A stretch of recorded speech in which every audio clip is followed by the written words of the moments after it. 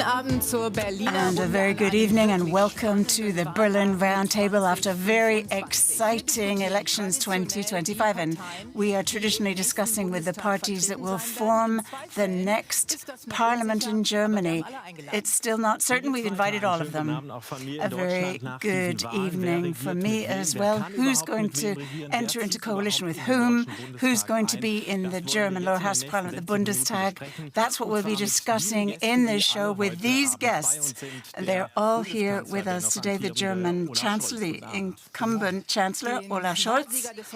And for the Union bloc, we'd like to welcome Chancellor candidate Friedrich Merz and the AfD Chancellor candidate Alice Weigel. And we have Green Party Chancellor candidate Robert Habeck. We've got the CSU party leader Markus Söder. And we've got from the Left Party Jan van Aken and the FDP Christian Linder. Unfortunately, we haven't got Sarah Wagenknecht from the Sarah Wagenknecht Alliance, but we've got Amira Mohammed Ali. And we're discussing on the basis of the projected results that we've got here. The FDP and the BSV were at 5% and would have overcome that hurdle, but now both of them are just under the 5% hurdle, but we're still going to be talking with all of the party leaders. And at one point we do have clarity, that is the SPD result. We'd like to begin with you, Mr. Scholz. Serious losses for the Social Democrats. You have already admitted defeat. Clearly, the voters didn't want to give you a second chance after the collapse of the coalition. Was it a mistake to run? No, I don't believe it was a mistake. It was to do with the fact that the voters had to decide about the future of Germany. We thought it through very well. It's a bitter result for the SPD. We all worked very, very hard in Germany and spoke with the citizens here. I felt a real sense of solidarity, many who were supporting us with their whole heart. So it's very bitter to admit defeat here, but that's how it is. On an evening like this, we ask about personal consequences. You've already said you are going to remain acting chancellor, but your party has already said we need to have a change of generation. Is it the end for you now, after this? Well, obviously, I wanted to be chancellor, and I wasn't pursuing any other position in the government, and I will continue to take that position. That is my stance. Now, Mr. Merz, very likely you are going to be the new Chancellor of Germany. You have emerged the strongest party. It's a very impressive result. But in some ways, you can say it isn't. You are going to need two coalition partners, maybe, on top of your sister party. That'll be difficult. We have won these elections in a very clear manner. I want to thank those who voted for us. But those who didn't vote us, I want to tell them that I'm going to make an effort to form a German government, which is going to represent the entire German population. And I will make an effort to form a government which is going to tackle and solve the problems of our country. And how this government is to be formed is something that we do not know at this point in time. And not so a secret that I would wish to need only one and not two coalition partners, but it's the voters who decided, and we are going to have to accept this result. Now, a coalition between the SPD and the Green Party, is that going to be unavoidable because it won't be enough? But a coalition like that is an option. I've always been saying that we're not going to go into a coalition with the AfD, and the voters of AfD knew that before. They voted this party in spite of that. And now we need to find ways to form a government. And this is something that is going to become clearer in the course of this evening once the final results have become clear. We don't want to speculate. Now, you've referred to the AfD. Ms. Weidel is with us. Your party was massively successful. You've doubled your results from last time. At the same time, Mr. Merz is saying clearly that he will not enter into a government coalition with you. So at the end of the day, if you voted for the AfD, did you waste your vote? No, not at all. We got the historically best result we've ever had. We've doubled over 3 years the result then, and we've only been in existence for 12 years, so it's a huge success for us. We are now really a big tent party. We're going to expand on our strategic position, which was always my personal aim. And as I said beforehand, our hand will always be outstretched to take part in the government. We will support the union when there are motions we approve of, because the vote of German citizens is clear. They want a political change.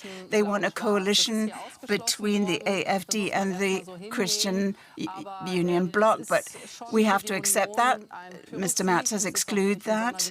But it's a Pyrrhic victory for the Union bloc. And the CDU and the CSU will have to explain to their voters how they are going to work with the Social Democrats or the Green Party and adhere to their successes. Staying with your party now, if your hand is outstretched, what compromises would you make? I don't think we'll have to make major compromises, because the CDU has essentially copied our party policy. They've taken on all of our stances, all of our positions. You can do that, of course, but they're not going to be able to implement them with left-wing parties.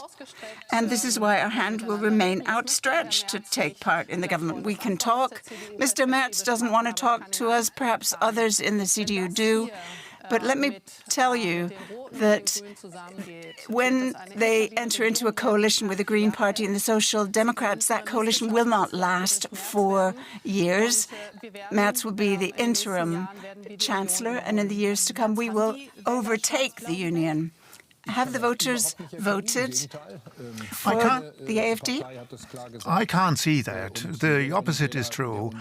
The voters of the CDU, CSU and those of the AfD knew that there wouldn't be any cooperation between the two parties. And Ms. Weidel, there are fundamentally different positions in terms of foreign policy, security policy, and many other areas. With regards to the topic Europe, NATO, Euro, you can hold an outstretched hand as much as you want. We do not follow a wrong policy. The heritage of the CDU will not be questioned. Heritage of 75 only because there is a so-called alternative for Germany. You want the opposite of what we want. Now let's ask the person who's between you, who has a word to say, Mr. Söder from the CSU. Is that an offer you can never refuse?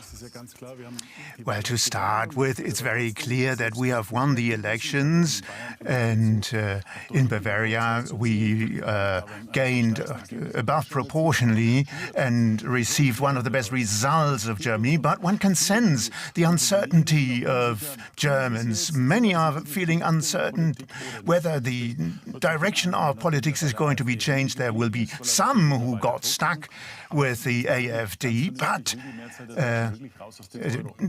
do the majority of the Germans want to get out of Euro, of the European Union? Do they want to have a Eurasian community of interest, like Höcke said? This would make us to be a satellite state of Moscow. Nobody wants that. But we are going to organize a change of direction in Germany. And I made a pledge myself, which was that the CDU, CSU is going to work together and stick together. And we're happy that Friedrich Merz has the opportunity to be chancellor. Now, you said you didn't want to work with the Green Party, but that's a coalition promise you may not be able to stick to if the majorities don't allow it. Now, when you look at the polls of the ARD, the broadcasting station, if we follow these forecasts, we can hold this pledge, but the ZDF is a little bit more wobbly. We've got projected results that we believe. Well, let's get back to serious, because it's serious business. We do not believe that we can organize a change of political direction together with the Greens in important questions like migration, economic policy, that it would become better. It was an election campaign which was bizarre, where you didn't know what their goals are. So I would say, if we can manage, we are going to stick to what we have said before. I don't want to give instructions to the chancellor, to the candidate of chancellor, but it's very clear that a government without the Greens is a better government. But if you're saying if it's possible, is that a door you're trying to get in? No, it just means that we still have to wait and see what the final result is going to be like. Okay, well, now let me ask Robert Habeck, as the only party from the former coalition, you didn't suffer too much. You've lost a few points, but not terrible. Are you relieved that it isn't even worse? Or are you disappointed that what you wanted to achieve, you didn't achieve? Well, let me congratulate Friedrich Merz. Just say I did it very briefly. Clearly, the union bloc can form a government. Congratulations. And now we have to take the necessary responsibility because Europe and Germany are being pulled in all directions from within as well. And so the country has to find its feet quickly, make big decisions quickly. And it would seem that we have to look at how we can do this. The left party will need more economic impulses. We have to look at how we're going to make progress. It's going to be difficult, and normalizing the AfD in the election campaign has increased. So there's a lot that needs to be done. But having said that, I would say it's an okay result, not a fantastic result. We were not punished for the coalition as much as we might have. Of course, we were aiming higher. We didn't get there. But the result is mixed. But you would want to enter into the government.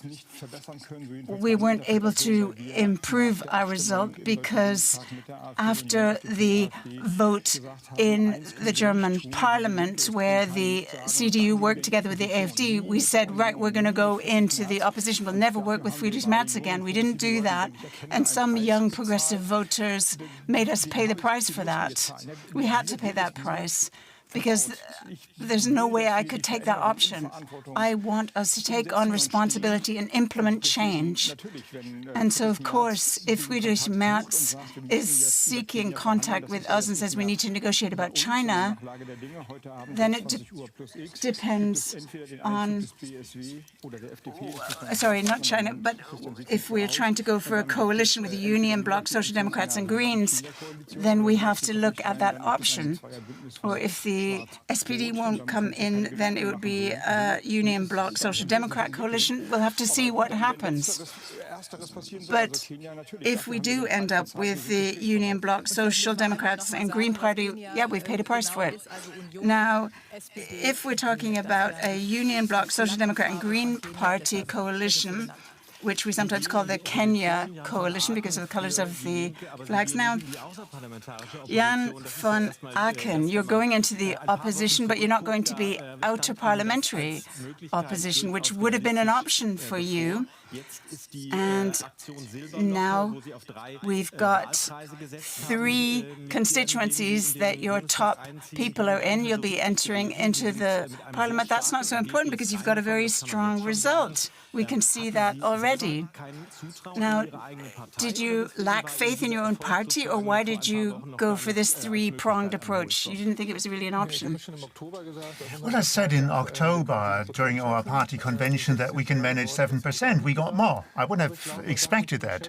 But one must not underestimate this interplay between having the fight for direct mandates. I think we've got 7 or 8 constituencies where we've got a direct mandate, and that tells voters they're anyhow in Parliament. We don't give away our vote, and this is what brought us into Parliament. So total opposition, which is something we just heard, is something that we associate with the Left Party. But when you've got such a strong result, to what extent will you be approaching other parties when it's about looking at other coalitions? We're always ready to talk. There's no question about that. It's not the question that anybody would enter into a coalition with the Die Linke, with the Left Party. So we're going to be in opposition both in Parliament and on the street out there. I worked with Greenpeace for many years. You don't have to be in government necessarily. Even if you're in a opposition position, even out of Parliament, you can change things and win things. And that's our goal with 8.8% being a member of parliament, we're going to make the life difficult for Friedrich Merz when he wants to attack the social welfare state. Christian Lindner, the FDP has reduced its result by half. You started in the evening with a 5, so you'd have overcome the 5% hurdle, but at the moment we're seeing your results being 4.8, which means you wouldn't have overcome that hurdle into Parliament. Now, if you land at 5%, it's still a bitter defeat, isn't it? What consequences will there be? Yes, it is a defeat for the FDP, but it is hopefully a win for Germany. We didn't manage to use the successes that we managed during the coalition government to bring it across to the broad population. And we took up the end of the coalition government and weren't able to explain it to the voters so that voters would give us a new mandate. That's obviously the case. We don't know the final result of this election, but I'm realistic, of course. It is imaginable that the FDP will have to restructure itself in terms of its personnel, and politically, when we have to leave Parliament, I will also have to leave my position. I've been the chairman of the party for 11 years. It has always been a privilege. It has always been an honor and obligation for almost 25 years. I was voted into Parliament by citizens. I started out as the spokesperson for the children and youth policy in the State Parliament of North Rhine-Westphalia. I became the chair of the parliamentary group in Parliament. And Ms. Schausen, if my political career ends tomorrow, then I will go with one feeling, namely the feeling of gratitude. But it sounds like you're saying goodbye already. No, I'm just going to keep on observing how the election results are going to develop. And if that is the final result, then I will make sure that my party is going to be able to find new personnel and new direction. And I will not run again. And my leadership claim for the FDP will have expired. The FDP will have to have a fresh start, and that is what I wish our state. And this is also why I wish Friedrich Merz all of luck during his next tasks. Ali, the situation for the Sarah Wagenknecht alliance is a bit different. You're not going to enter into the parliament, we think, but maybe you will manage the 5% hurdle. Now, the party founder, Sarah Wagenknecht, was going to be here. She didn't come. Is that a sign that she's perhaps going to pull out of politics if she can't overcome the hurdle? No. If it should pan out that we do not overcome the 5% hurdle, some of the projected results take us over it, sometimes some don't, then obviously we will analyze these results and undertake the future steps. But let me say that even if we don't manage to get into Parliament as the Sarah Wagenknecht Alliance, we have achieved something in the time that we've been running. We got over 5 or 6% in the EU. We're in 3 state assemblies. And should we not manage it into Parliament, we will only just have not managed it. So these are big successes that we will also be pleased with. Now, if you do manage to get it into Parliament, how bitter is it to know that the party you split off, the Left Party, has succeeded so much more than you? Well, I don't have a problem with this. I mean, we're 2 different parties, and we're looking at what it is that our policy is. Now, if the SSW is in the party, or rather the BSW party gets in, that's going to make it more difficult to you. If you have these smaller parties in there, you're appealing to the responsibility of everyone. How quickly do you think you can create a coalition based on 3 or 4 parties?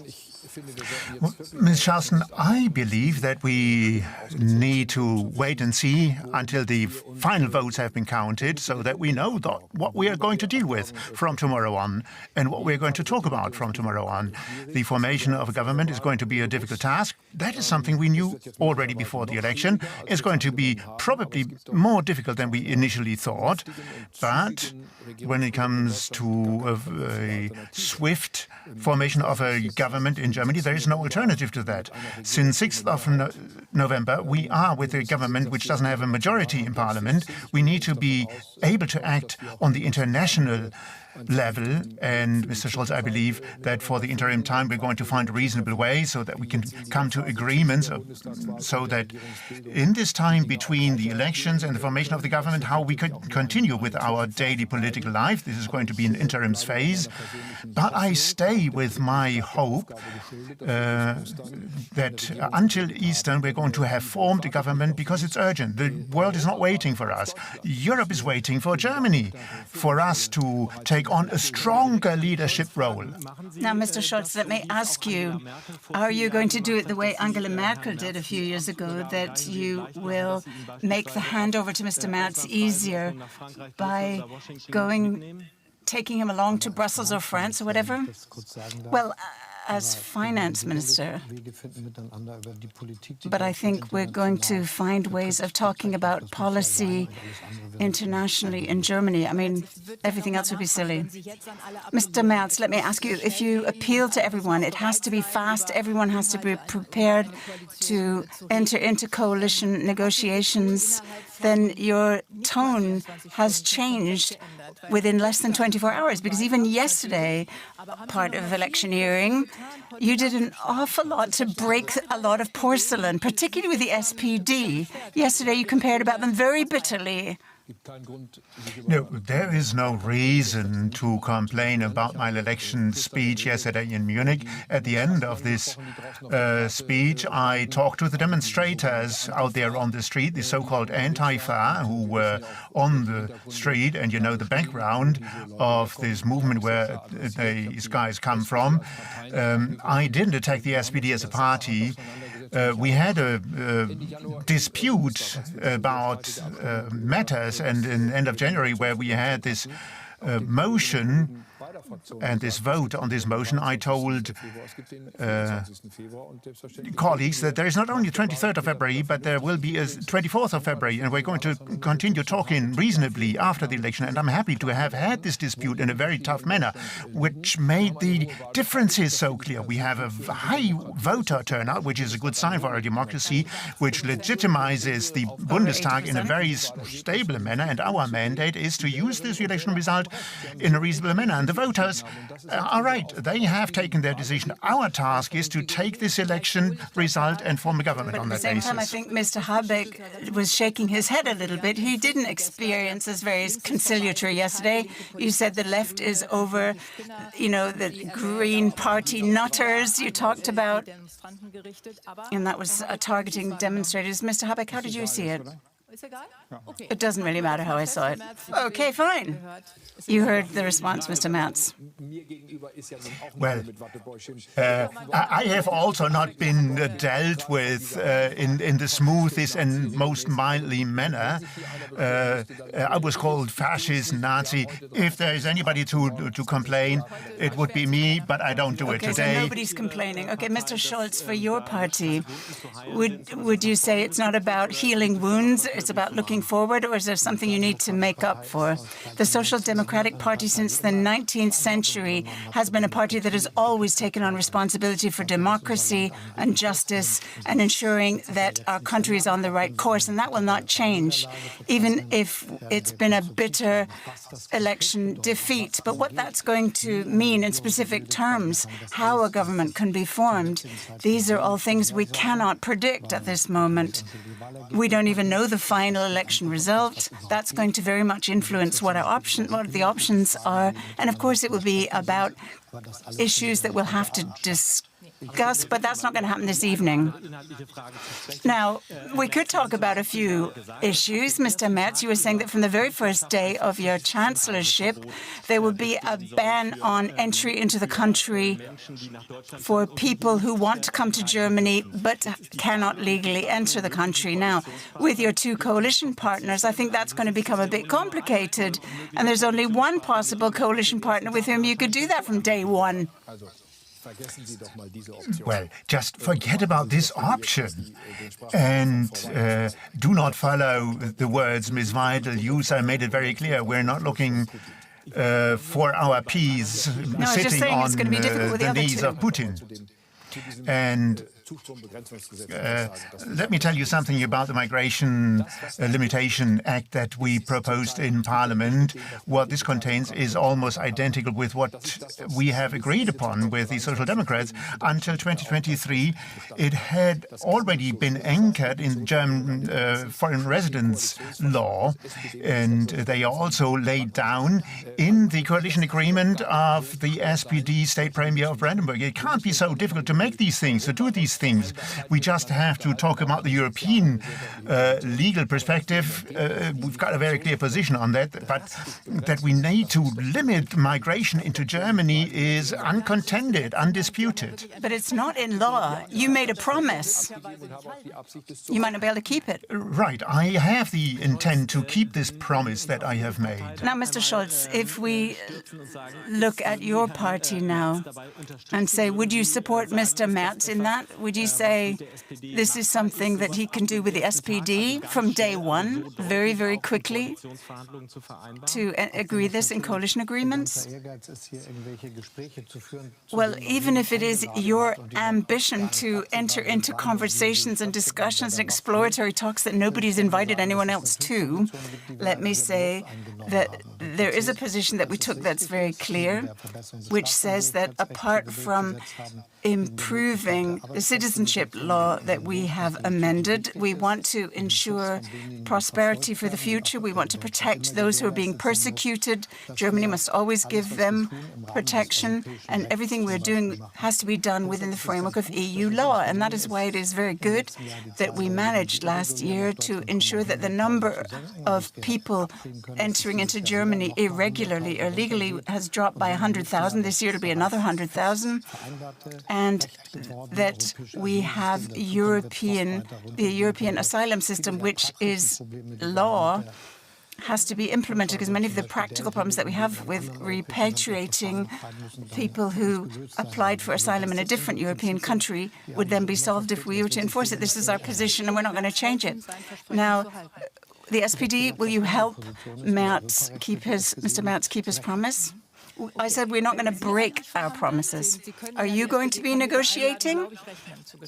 I think you can assume you'll be invited to enter into a discussion. Well, we'll have to see what the final election result is, but if there are talks between the SPD and the Union, it's not going to be the SPD leading these talks. I said that the position I would like is German chancellor, and this is the position that I talk to citizens about. It remains a huge honor to be chancellor of Germany, but I'm not going to be chancellor in a CDU-led country. Is the SPD going to increase prices? Well, the SPD is very much representing social justice, stable pensions, statutory minimum wage. That's what we're aiming for. Now, Mr. Habeck, you can also drive the prices up if you want to be part of it. But if we're staying with migration policy, is this something where if you enter into a coalition with 3 or 4 parties, do you think you will reach an agreement and do it quickly? Well, it's not a question that would go to me alone, but I'm a little bit worried. When you take a look at this talk, which focuses on talks to be held, later, then I'm worried, because there is no time to be lost. There are a lot of topics that are very urgent. The American government, I'm not talking about the Americans, but Donald Trump and the people around him are attacking the Western community of values. They let down, betray Ukraine, which is the worst kind of imperialism we're witnessing right now. And Europe needs to find its own strength in areas where it hasn't come to an agreement in terms of defense policy, foreign policy, and all that needs to be funded right now. Now, if we follow the normal game, the rituals of coalition negotiations, it will take until Easter or even the summer season, then we're going to fail historically. And everybody sitting at this table needs to understand that. And if we find an agreement, then my advice would be that this agreement needed to be implemented very swiftly. We cannot look into all the minutiae of heating installation and migration. No, we are in a historic situation, which we haven't seen before. The Americans do not let down Europe. That even goes further. They work against Europe. That needs to be addressed and solved very fast, and the financial steps have to be taken very fast now, as well. Are these arguments that convince you, Mr. Söder, when it comes to the difficulties of foreign policy? Well, to compare heat insulation and migration, compare that is bizarre. Maybe it was doubles in shocker for German democracy. We have experienced attacks, people dying. That cannot be compared to this heating legislation. Live from Berlin, this is DW News. Our special coverage of the German election continues. A new parliament